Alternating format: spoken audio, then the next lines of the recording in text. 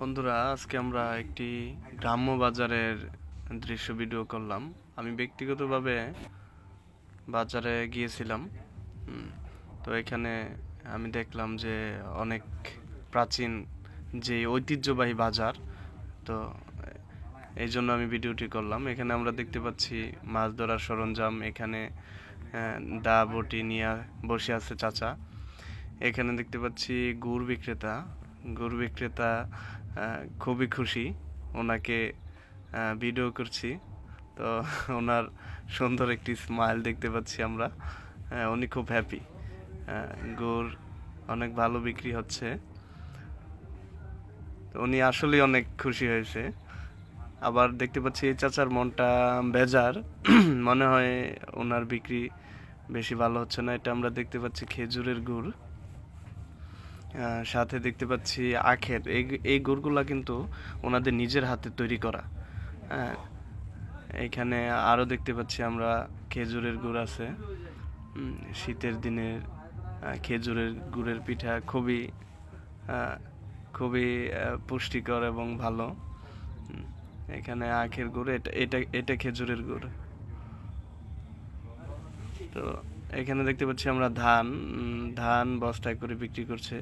আবার ধানের চারা, যাকে আমরা গ্রামের ভাষায় মানে জ্বালা বলি, ধানের জ্বালা। তো এখানে যার যার ক্ষেত থেকে উঠিয়ে বাজারে নিয়ে আসছে বিক্রি করার জন্য।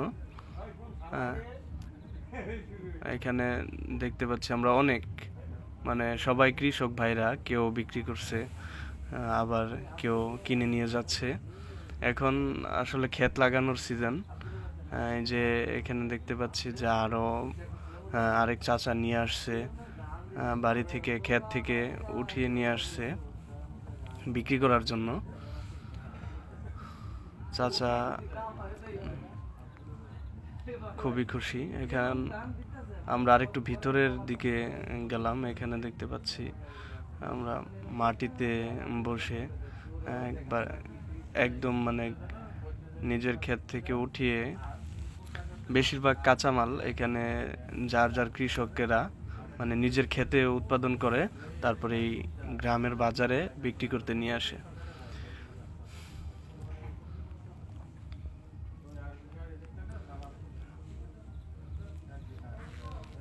আমরা আরেকটু ভিতরে যাচ্ছি। এখানে দেখতে পাচ্ছি আমরা আদা রসুন।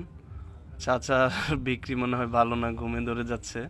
হ্যাঁ, আমরা দেখতে পাচ্ছি শুকনো মরিচ। এই পাশে এটা আসলে ঐতিহ্যবাহী। আমাদের গ্রামের বাজারগুলো সাধারণত শহরের মতো হয় না। শহর থেকে অন্যরকম, সম্পূর্ণটাই ভিন্ন। এখানে এটাকে বলা হয় সস আর তিল। চাচা এখানে শুকনা মরিচও নিয়ে আসছে। আমি দাম জিজ্ঞেস করছিলাম। মোটামুটি শহর থেকে এই বাজারে সব জিনিসের দামই তুলনামূলক কমে পাবেন এবং ফ্রেশ মানের পাবেন। তো বন্ধুরা, দেখতে থাকেন।